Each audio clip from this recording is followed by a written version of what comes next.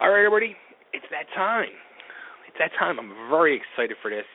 I get to welcome to Totally Driven Radio the founder, the frontman of one of my favorite bands out there today, the band 1,000 Foot Krutch. Let's welcome to Totally Driven Radio the one, the only, Trevor McNevan. Trevor, welcome to Totally Driven Radio. Dude, thanks for having me, man. I appreciate that. Thanks so much for the love. Dude, seriously, I'm super excited by this. And let me tell you this real quick. You guys came on my radar, I guess, like 2 years ago. As soon as I heard Let the Sparks Fly, I was like, who in heaven's name is this band? Where did they come from? And I am in love because, like, that was my song of that year. I mean, and still to this day, I hear that song, I just get so friggin' pumped up. And then Dude, I bought the album. Thank you so much. Dude, I bought the album, and I'm going to pat myself on the back. I think I'm pretty good, and I've always felt I had this little nick for, like, picking songs out that are going to be, like, real radio-friendly or hits. And I listened to that album, and I would sit there and go, like, every song on here is a possible hit. It's just like, what happened? Like, wow. Well, thank you so much, man. That is very sweet of you. That's awesome, brother. Where did you hear about the band? Did you did you see it at a show or did you? Octane. Oh, Octane, of course. Awesome. Yeah. If it wasn't for Octane, like, I guess I'm considered an old head because I'm in my mid-40s. Like, all these new bands today that I feel bad because, like, bands, like you guys or, like, otherwise, and, all the new, like, genre of bands out there, they don't get the big album sales, like, of yesterday. But, right. You know what I mean? But it's just like, wow, there's so many good bands coming out there today and so much good music. And I get excited when I hear stuff like you guys or whoever else. But, yeah, it's very, I mean, I'm excited by it. So you guys got to be even more excited because the new album is out now, Oxygen Inhale, and it's loved by millions. Oh, dude, thank you, man. Honestly, yeah, it's been an exciting time. We've just been, it's been a busy season, and we're so excited to just kind of get out and connect with everybody again, kind of just with with some new music, and it's been a crazy ride, man. It's been so exciting, and this record has been, something we've been really excited about sharing with everybody, man. I think it's got elements of where we've been in the past for sure, but it just felt very inspired to kind of follow some of these inspirations to some different rooms, so to speak. And so it was, right. They really kind of just felt like the right songs for this record. And as a band and as an artist, you can feel kind of vulnerable in that situation, because you're like, well, we got to stay true to our hearts and what we feel inspired to make musically and write and then and share. But then in the same sense, when sometimes you're stepping in kind of some new territory, it can kind of be a freaky thing because you're not sure if you don't want to break the trust, of right. the people who are, you feel so fortunate to have that support. And so, but it was, it's been such a blessing and such an encouraging time just to see that support and, but through our whole journey really. But when we went independent about 4 years ago, I guess, it's just one of those things our hearts in doing that were just to be able to connect with the people who support this music on a closer level, So when you see that and that support, shows up, it just kind of blows you away, man. It's such a blessing. And one of the things I was even going to ask you was, like, now I've only heard, like, the last album and the new album. And you guys will touch, like, it's not just straight up hard rock. I mean, you guys will go into, like, other territories of music. You'll, a little hip hop in there, a little, your ballads. And, it's funny. I even said to myself, like, you can almost say, like, hey, there's almost like a little bit of Air Supply with an edge at times. And, you know what I mean? Like, you guys will cross different boundaries. Do you get scared by that? Like you said, do you get, like, do we want to go down this path or do we want to just, does it get hard to make that decision to finally put it out on the album? Most of the time it's not. I mean, you definitely, you kind of have those moments after you've committed to it and we feel great about it and we're excited about it, but you kind of have some vulnerable moments of like, right before the record comes out, you're like, man, I I hope they get it but it was overall, I think, just as a songwriter, I spend a lot of time been very blessed to be able to write with some incredible artists on their records, and I kind of spend a lot of time doing that and just songwriting in general. And I think just as a music fan, the things that you love about different genres, or what makes a great song to you, from I grew up listening to, we had a classic rock station in our hometown, and then I was that weird kid in our town that just somehow loved hip-hop, and I think I was the only one. But, I think those influences kind of will always bleed into what we do, too, But, yeah, I think it's really all about that, not being, scared of what the marketplace or what the radio is currently playing when you're writing a record, not to kind of cater to this or that, and just kind of more, be who you are and make music that's exciting to you and that feels honest, and hopefully people will appreciate it the same, Yeah, and something you touched on too a little earlier was being independent. Do you feel not only I guess vulnified in this whole thing, you guys are having such success being independent, but is it kind of almost like a statement now, you don't need that major label behind you. You can do this yourself. You can still reach the masses, and you can be basically your own boss, so to say. Right. I mean, I don't know, man. I think for us, and I can, we've been around for quite a while, and in my 2 cents, in my journey of this band and in music, I would say that, neither situation is right for every band. I think that it all kind of depends on the band and the personalities and just kind of the type of people you are. I think the label can be a great way to go, and we had 10 years with Tooth and Nail Records and EMI, and had they're like family. We love those guys, and so it's not I don't think it's a right or wrong thing. It's more of just kind of what's best for this particular band and this kind of creative unit, and so for us, it wasn't about, they never stifled our creativity or anything like that. We were blessed to have a pretty good experience with that, with having creative control. But it was a bit of a faith step, man. We kind of really felt like this was what we were supposed to do for the next season, and we're very hands-on and kind of we always have been, hands-on with the way that the inner workings of releasing the music and just all the details and that sort of thing. So it actually was a bit of a natural progression, but we have an awesome team, man. It's so cool to have a team where it's literally, just working on this stuff, and everybody's very passionate about it, and it really does make a big difference, man. And we've seen a big difference in that. It's just kind of, if you get inspired to do something, you can just kind of pull the trigger, instead of kind of having to go through so much red tape. So it depends on the band, I would say, man. But for us, it's been a good move, and man, we're just so thankful for the support and people being able and willing to just grow this with us. Is it a lot more stressful, I guess, because it is you guys truly making the decisions? You don't have to go to higher ups now. It's like you know what I mean? Is it a big discussion for everything? And yeah, it can be, man. At times, I mean, it's not. It's definitely not stressful all the time, but there is more. There's more weight to it because you're making all the investment, and it can be freaky for sure. But I think if you believe in what you're doing and feel confident in that, it's not so hard to do. You know what I mean? At least you feel like if it goes south instead of north, you're kind of like, well, I didn't see that coming, but I'm still proud of what we did and believe in that. Right. So, yeah, but at the end of the day, it can be for sure, man. When there's a lot of risk involved. Sure. We all have families and awesome wives, and some of us have kids, and so some of those big risks, like when we actually went independent, were pretty definitive moments in our lives. Well, the new album, like I said, Oxygen Inhale, is out, and I saw that it was top of the rock charts, #1, right? Yeah. And was it number 10 overall on Billboard?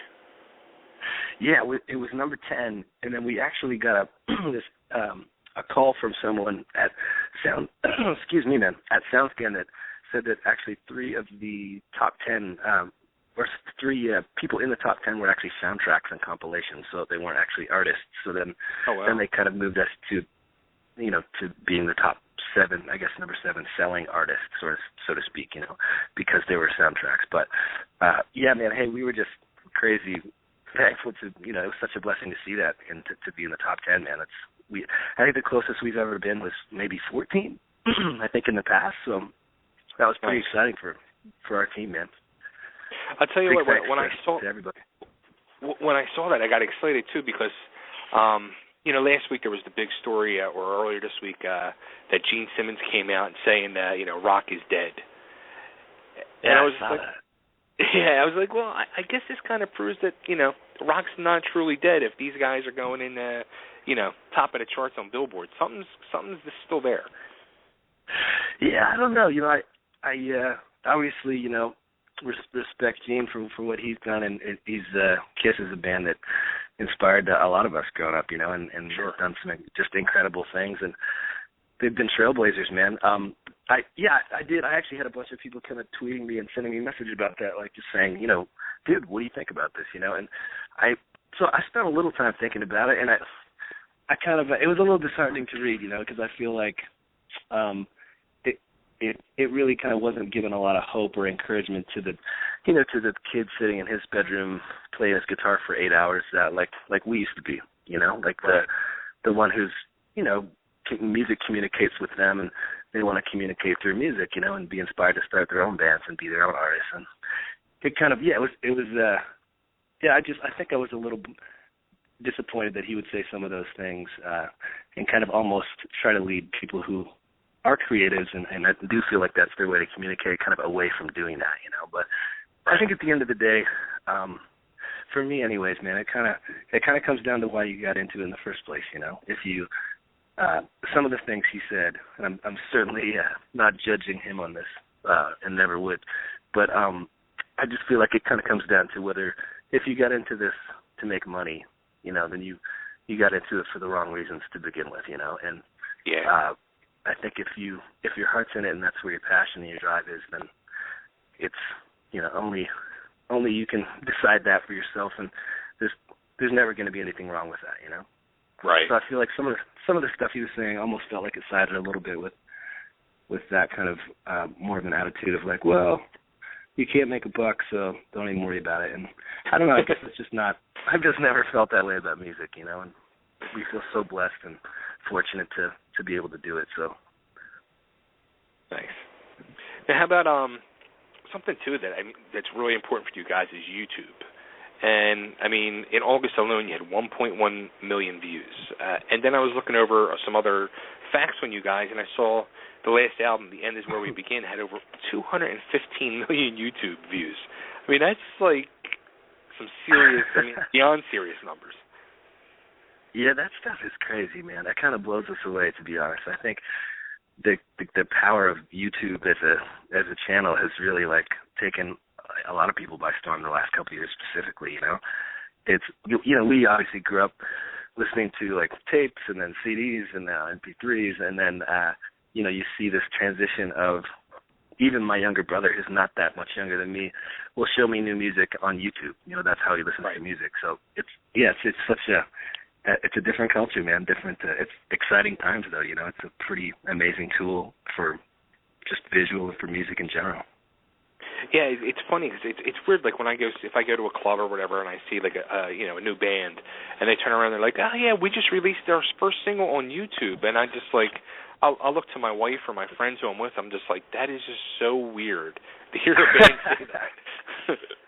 I hear you, dude, for sure. Well, I think, and nowadays it kind of, when it comes to music videos, we all kind of consider, is it even worth kind of servicing a video anymore, or do we just make them and release them straight to YouTube? Right. It almost makes more sense these days to go that route. So it is a pretty wicked platform. Absolutely. And the one thing, too, I noticed you guys do, you guys basically put all your music out there right on YouTube, but yet you still have the sales. Yeah, that's a funny thing. That was one of the things we kind of realized when we went independent, that, we wanted to be able, first of all, we wanted to be able to kind of do some stuff we weren't able to do before, like give away a free song if we want to, or give away some free music or whatever. So we did that. We actually gave away War of Change, a song off the last record. And at the end of the day, even though we gave it away, we realized that it actually was the best-selling song on the record. So it was such a weird anomaly, but that's the one we gave away for free. But I think it was, just the awareness of, everyone will check out a free song even for 20 seconds, right. And I think it was maybe just the awareness level of maybe a lot more people heard that song because we did give it away, Yeah. I'm not sure, but it was interesting kind of to see that. So I think giving away free music can be a great thing, man. Yeah, I guess so, because I guess U2 did that yesterday. They put out their new album for free for everybody. Yeah, that's what I heard. I haven't actually heard it yet. Have you? I haven't. I saw the stories on the news. I haven't looked into it yet, but I was just like, wow, okay, This is what it's turning to. Yeah, that's what I heard, man. I heard they did something with something else exclusive with iTunes too, or something like that. But that's cool, man. All right, so Very the new cool. title of the album, Oxygen Inhale. What's the meaning behind that? Yeah, Oxygen.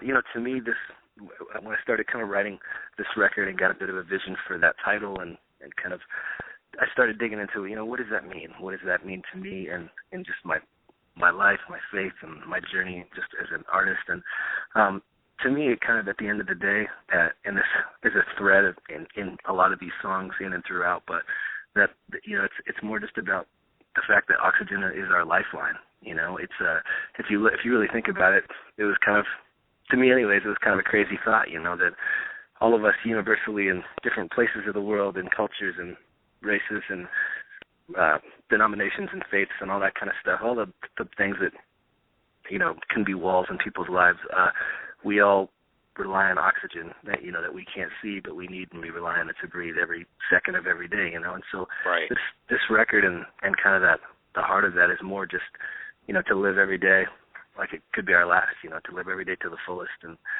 the way that we love people and treat people and live our lives, man. So that's kind of the common thread, man, below the title for sure. Cool. Now, the first single, Born This Way, it's funny, when I first started hearing it on the radio, the very first time, I said to myself, wow, there's another single coming off the first album? Then I'm like, wait, I don't know this song. And then I also said to myself, this isn't like an Adam Lambert cover or something that I didn't know. And then I was like, oh, all right, the new album's coming out. But so yeah, Born This Way, the new awesome. The new single, Born This Way. What's the meaning behind that? Born This Way to me is kind of just an anthem for anyone who's tired of trying to be someone they're not. You know what I mean? It's kind of more of a just encouragement to just be comfortable in your own skin, or in your own skin, and that. We were all kind of wired differently for a reason, and that's a beautiful thing. So it's more kind of to celebrate who you are and the quirky parts of ourselves and the things that make us different, and instead of trying to be normal, so to speak, Cool. Awesome. All right, well, we're going to play that song for everybody. But real quick, two things before I let you go. I got to ask you one more question. Your guys' music, it gets played a lot on, sports, ESPN, NASCAR, WWE, Yeah. And even NFL. When you hear stuff like that, what's the feeling? You got to be like, wow, like this is serious. Absolutely. How did I get here? Yeah, dude. Yeah, what a blessing. That stuff is so exciting to us. To see the kind of synergy between just pro sports and music or whatever it is, and it has, man. It's that whole kind of industry has been really, really good to us over the years. It kind of started with. ESPN picking up Rockfist, this song that we had in 2003, and then it's just kind of grown from there to, a lot of professional sports and different teams kind of using it as theme songs or intros to them coming out on the ice. And we were really blessed to have a song on the Super Bowl a couple years ago called "Fire It Up," and so it's been really cool, man, to see that world embrace the music, and it's super flattering to us, and we're big sports fans as well, so it kind of goes both ways, Cool, that's awesome. Well, I want to thank you so much. Before I let you go, if I can just get you to cut a quick ID for me. This is Trevor from 1000 Foot Krutch, and you're listening to Totally Driven Radio. Hey, Hey, this is Trevor from 1000 Foot Krutch, and you're listening to Totally Driven Radio. Dude, thanks so much. Again, continued success and good luck with everything. And you guys coming to Philly soon, man. I'll be there. Heck yeah, dude, come and hang out. I'd love to meet you in person. That'd be awesome. Cool, definitely. Trevor, thank you thanks very much so much, for having me, man. Yeah, All right, brother. Take care. See ya. Bye.